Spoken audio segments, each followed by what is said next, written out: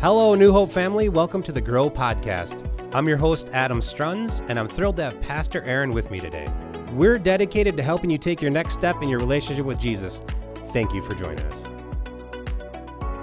Welcome into episode 172, New Hope family. It's great to be here with you again. I am Adam, your host, and I'm here with Pastor Aaron.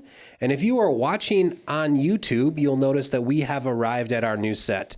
Yes. Are you excited? You prepped it. I did. And I actually prepped it because I knew if I didn't say it last week, we wouldn't have the motivation to get it done. And so it was awesome. Michael Bierce is amazing, and he has worked lots of hours getting this set up, and it feels more conversational. Definitely. There is now proof that we are wearing pants every time we do the podcast, which yes. I had questions after last week's podcast. And so we're gonna test this out. I think probably we will tweak it, and it will be different maybe for a few weeks until we figure out the right thing. But this feels just more conversational, which I'm excited. It feels nice. I think it's more comfortable to sit in this chair, and I can't spin. Yeah, which was always my concern in the other chair with the wheels. Mm-hmm. It's like, which way do I go? So It is great to be here, and we are digging into 1 Samuel still, Life of David, chapter 21. And would you just bring us up to date with what's the scene we're looking at this week? Mm-hmm. What's David up to? What's happening?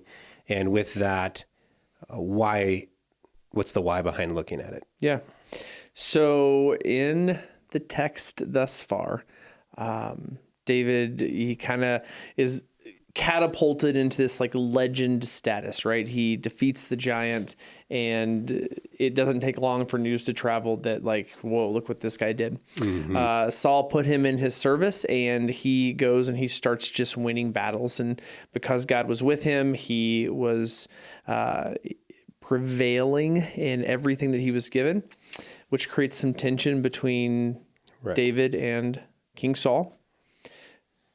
For obvious reasons. I think we can all relate to what, even though I don't think Saul was justified, we can relate to what he was going through. That's what's so great about this story. Like every angle, you can just see how relatable it is. And so King Saul has had enough with David, and he decides that he is going to kill him. And he goes about it a couple of different ways.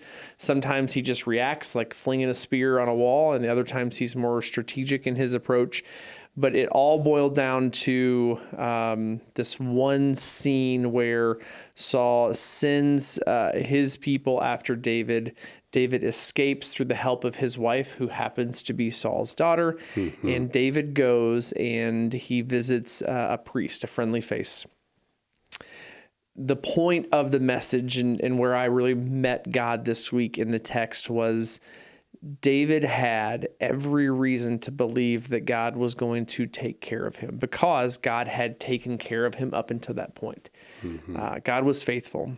And David does what I think we so often do when pressure mounts, tensions rise, our humanity kicks in, and we at moments of panic or insecurity or fear or whatever, we take back control of the story that God had been writing all along. That's what David does. He takes back control, and it cost David, and it will end up costing the priest that he visits his life, his family's life, the whole town of Nob where David was. They all are executed because of David's mistake. And so the point for me was, hey man, like we all have moments of humanity. We all are imperfect creatures and beings. And yet, in spite of our imperfections and shortcomings, God still hangs with us. Mm-hmm. And he wasn't done with David. David didn't disqualify himself from God's service because he made a dumb decision. Mm-hmm. In fact, God is going to use that to shape him and mold him. And I believe what happens next, and I don't want to give away where we're going this week, but the next part of the story, you see some maturity spiritually in David, where he, in moments where I think he should have taken action and taking the reins into his own hands. He doesn't do it. He trusts God, and I believe in part because of the mistake that we saw in chapter 20, I believe, or 21. So that is the sermon in a nutshell. In a nutshell. So I want to talk a little bit about that we each have a part of us that we can rely on, that is our human nature. Okay, so I think that's a very church like theme or idea. Okay. And I'd like to open it up a little bit so people understand what you mean by it. And so when you say he relied on his humanity, give me a definition of what you're thinking. Well, he told a lie. Right. So he told the priest, I'm here on a super secret mission from King Saul, and I think he thought he was protecting himself because he didn't know who was friend or who was foe. Maybe he thought the priest would turn him in if he found out that Saul was chasing him. What I believe he should have done, and it's easy for me to be a Monday morning quarterback with the story, right? And sit here and be like, clearly, David, you're not as close to God as I am, which we all know is ridiculous. Right. But he, I believe, should have, hey, I'm running for my life. This is what I'm doing. And then trusting that God would provide him a to continue on versus I feel I have to fabricate this lie to protect myself, which is the first time in David's life where we see David doing things for David and not for God. I love in this story that as he is telling these lies, and you kind of see him kind of dig deeper and deeper because he has to kind of, we talked about this after church, he has to tell a lie to be able to eat the bread, and so which is what happens when you turn away from God and you take the reins into your own hands. It is a slippery slope, and one thing can turn into 2 and then 4 and then so on and so forth. But what I love about this story, the end of this interaction between David and Ahimelech, is that David's like, oh, by the way, I don't have any weapons. Again, another lie, because my mission was so urgent. And what does God do? It just so happens I do have a weapon here that you could use, David. It's the same sword that you took off of Goliath and cut his head off. Remember that time when I love that, and I love how God just gently nudged David, I think, back to reality and back to a place where he could remember that it's been God who's been writing the story all along. Like, why take the pen from him now? So what's so wrong with David protecting himself in line? Like, I think from a perspective, we're smart, intelligent beings. We can make a way for ourselves. What's wrong with doing it our own way? Well, and I think in the example of David, he told a lie. And so I think that was his flaw. I don't want us to get confused with because at some point we have to move and we have to go. Sure, right. Right. Yeah, so we can't just be like, well, I'm waiting for God to like push me. God's going to open the doors and you're going to have to walk through them. But what David did here in this story, I believe, is that because he told a lie, and that in and of itself is a sinful thing to do that can't honor God. Right. And so that was, I think, the moment that was what was wrong with that. Now, if God had said, or God had given him you're going to go here and you're going to say this, and this is what you're going to do, it's a whole different thing. But it seems to be clear from the text that wasn't necessary, that David didn't need to take matters into his own hands to this extent. Yeah. That makes sense to me. I look at it and go, okay, when David acts on his own behalf, is the punishment coming because he lied? Or is the punishment laid out? I mean, it's pretty harsh punishment. I mean, a whole city is, from the men to the women to the children to the animals. Yep. Everything dies. Yep. It is a complete annihilation, so that nothing else comes from there. Right? And so is it that he lied and so there's a punishment? Or is it that he's like beginning to get off track to the point where he's going to start taking glory for himself. Like in that way, like this is a man who used his reputation to influence a priest. Yep. And that priest reacts that way when he's asked by Saul and his people, like, why did you do this? This is your right hand man. This is your guy. Mm-hmm.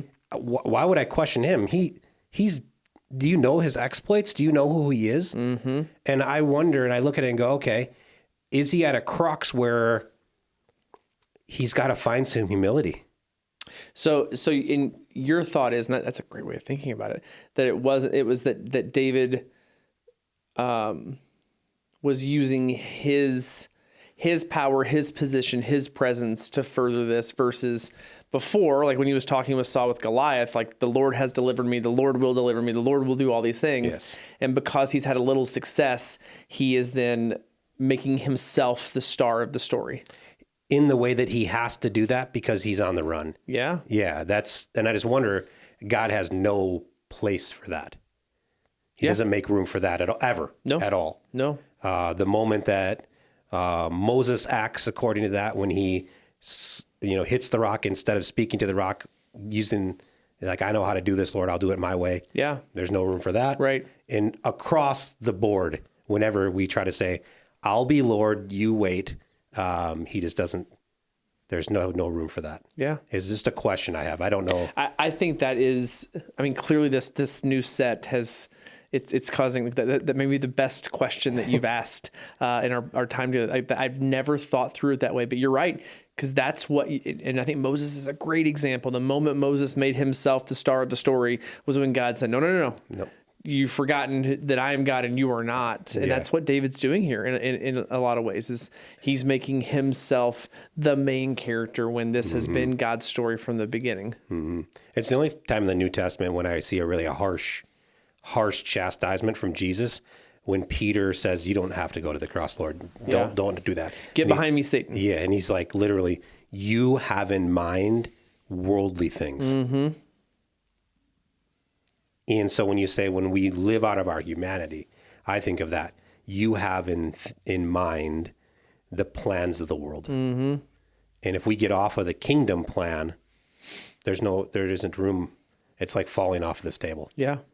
There's just no space for it. And I wonder about that with David.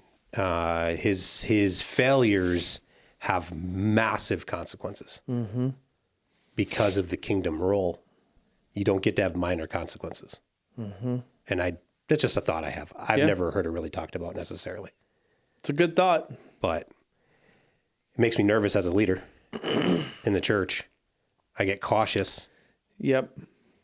I wonder about taking risk unnecessarily or making decisions that have big consequences. Yeah. Or potentially, falling into error. And what happens with that? But I think that's where Satan, at least in my life, that's where he gets us. Oh yeah. Like he whispers into your ear, like and everything that we do, especially when we talk about our faith and the decisions that we make, heaven and hell are at stake. Mm-hmm. So our job as leaders, and I would argue our church's responsibility as leaders in the kingdom and followers of Jesus, like they are eternal implications of everything that we do and everything that we say. Mm-hmm. And so I think sometimes Satan whispers that and almost causes paralysis due to that just fear, right? Like a fear-based paralysis where like, I'm not going to do anything because I'm afraid of doing it wrong, which to your question, like what was so wrong with David taking the reins, and that, yes, there was an error, but I think it would have been an equally significant error had he not moved and acted, right? Yep. So, we have to go and we have to walk through the doors. We just have to make sure that we're seeking God through the doors that we're walking through, which is where I think, again, not to give away next Sunday or this Sunday, but why I think this sermon is so important in light of what we just talked about we see what it looks like when it's done right, and how we are supposed to live and walk and follow and seek, and how God honors that, and truly what it, like, coming up here in the next few chapters, you're going to see what it looks like to have a heart after the Lord's own heart. You begin to see that play out in a really cool way. The other question I had was, do you think that we, as people who teach the Bible, or as Christians who read the Bible across the board when we're encountering David, do you think that we make an assumption that because he was a man after God's own heart, that he was humble? Where the question comes from is encountering the brother in last week's story. And the brother's like, we know why you're here, because you know how to do everything, David. You're always the best. And then now, realistically, I wondered about that. And so I start to question and think about, like, do I misinterpret a man after God's own heart as being a humble person? Yeah. I think when you read through some of the Psalms that David writes, there's humility there. So that shapes my perspective of him. I mean, I don't know if you are a man after God's own heart, or a person after God's own heart, like, you can't allow because correct me if I'm wrong, but the absence of humility is oftentimes ego. It is. Yeah. Okay. So you can't have ego and truly seek God in all you do. I mean, not that you're going to be perfect in it, but, like, that can't drive you. To me, they're so conflicting that they can't be parallel. They used to be opposite directions. So there would have to, I would think, be some humility. And again, you see that in the way he writes in his prayers and songs and Psalms, where you don't write those things unless you have humbled yourself before the Lord. Now, has he humbled himself to other people? I mean, as a king, I'm not sure you should, right? Like, I don't know the implications of that, but clearly there is a holy humility, at least sometimes in Scripture. That now, I went way off the cuff there. I've done no research on that, and so if I'm fact checked on that, I'm just. In general, it's more of a question from me, because I'm wondering, is there a juxtaposition for David, which is with the same devotion, he can worship God and write the songs and lead the people to humbly stand before their Creator. Does he have that much devotion also to himself, and therefore the sin ends up being a worship of himself? Like, do each of us have that? Do each of us have a shadow side to what makes us effective in the kingdom, that also makes us as effective if we were doing it for the world? That's like a zoomed out question about how we live out this Christian faith. And could it lead us to where we could pay attention to areas where we might be tempted? And so we might be overcomers rather than people who stumble into failures. That's like a larger zoomed out question I have about David and watching his story, because he's one of the characters we have the most detail about. Right. We have most of his life story. Yep. And we don't get that with a lot of other people. And so we can look at that a little more. And so, can I, Adam, prepare myself better spiritually if I know how the enemy might attack me? Yeah. And what do you think about that? Well, I think, in light of the life of David, the beauty of it is you do see the imperfections and the ups and downs. It's the story of failure and redemption, not once, but over and over and over again. And you see moments where his ego creeps in, and the warning signs of those, and the consequences that even eternally forgiven sins, I believe there are earthly consequences for every decision that we make, both good and bad. And so I think I'm answering your question is that yes, like, we should read through stories like this and look for, and learn from not only his successes, but his failures and his insecurities and inefficiencies and his good qualities. Like, all of that stuff should shape us as we, as followers of Jesus, approach our walk with him. I really want to avoid the pitfalls, personally. I want to be as spiritually prepared as I can, because I think there's a lot on the line. Yeah, but so let's talk through that, because I think, yes, we want to avoid the pitfalls, but the pitfalls oftentimes are the moments where God, unfortunately, because of our egos and stubbornness. And that's where God will teach us the most. The Apostle Paul is a great example of that. Another guy that, like, I think he would probably tell you that knowing what he knew at the end of his life, he wished probably the beginning was different, right? Like, he wasn't killing Christians. And which, by the way, I saw an incredible Instagram reel or YouTube something about, like, can you imagine, like, that Paul was greeted in heaven by people that he killed. And like, and their response would be, "I'm really glad you're here." It's just incredible. I mean, I never really thought through that. Anyways, but Paul lived a life that I mean, he persecuted Christians, yet God used that to teach him, to shape him, and to eventually reach people that no one was equipped to reach because of Paul's past and his unique development. God used that. The story that you shared a couple of weeks ago about your life and growing up, like, that's the same way. Yeah. Like, if you had it to do all over again, I am certain that you would have avoided it and your life would be different. I know mine would be. Like, I carry around some baggage that I'm not super excited about, but God has used my knuckleheadedness or screw ups or whatever you want to call it, and somehow, because he's sovereign, he takes my mess and he uses it for his glory. So yeah, we want to avoid the pitfalls, but understanding that they're inevitable. And so how can God teach me and use those things for his glory? Right. That's the gospel. That's actually the good news. That he knew your pitfalls, died for them, and is making a way for you anyways. Yep. And so I think learning how to, and what we will see with David, which is exciting about next week, is that he doesn't quit when it comes to pursuing God. Right.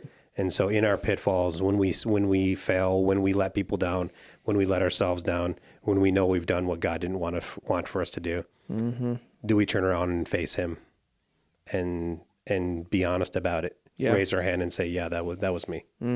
And this one, the amount of punishment that came because of this mistake, he could have we never saw him again. Yeah. You got a whole city killed. Yep. People that served God. This is the priest. The priest, the king's guards won't kill him when told to. They are disobedient to King Saul when he says, okay, he has to die. They're like, I'm not killing him. This is a man of God. That's the person that he got killed. Yeah. And so to that extent, if you were ever going to run, it's time to run. But he leans in. And I think that's powerful, a good lesson for us to learn, a good practice for us to have. In failure, we have to draw nearer to God, and it's not easy. Right. But when you do it, he does what you said. He disciples you, disciplines you into the person he's making you into. So we're going to head into next week. We are. Did you leave this message as a cliffhanger on purpose to leave people in the fact of, what do we do when we're in error? Or was that just the Holy Spirit? I would like to say that clearly I intentionally meant to leave everyone in a cliffhanger because I'm that well of a speaker. And I think anytime you're in a story like this, like, there's always going to be cliffhangers from week to week because it's an ongoing narrative. The cliffhanger that you speak of was not intentional. And so if there was one, then yes, that was the Holy Spirit, or lack of preparedness. Either way, it worked. Yeah. I think people are left thinking, where's the redemption? Yeah. We're used to redemption. Yeah. Right? Yeah. We're used to putting a conclusion on a story. Yeah. And all we know is that the people died and we don't even know where David is. Yeah. Yeah. Okay. No, that was definitely intentional. Okay. Because redemption comes this week and you see that in the story. Okay. Like, where God, and it's the beauty of 1 Samuel. Again, you see, just error, redemption, over and over and over again. And God is faithful. Like, David does some dumb things, but he does some really good things. And Like it just gives hope for a guy like me to, okay, this is just, it's just good for my soul to be in this story. So I think we'll close with that. Okay. It's good for my soul. We have no idea how long we've been going. No. Because the timer went off. Yeah. I just think to hear for a guy like me, it's good for my soul. Okay. Like if we can walk away with that this week, no matter where you find yourself, if it's far from God or near to him, draw closer to him even more so because it's good for your soul. Yeah. Go back and listen to the sermon if you missed it. Join us next week, either online or in person. We look forward to seeing you. And that's it for episode 172. Be blessed.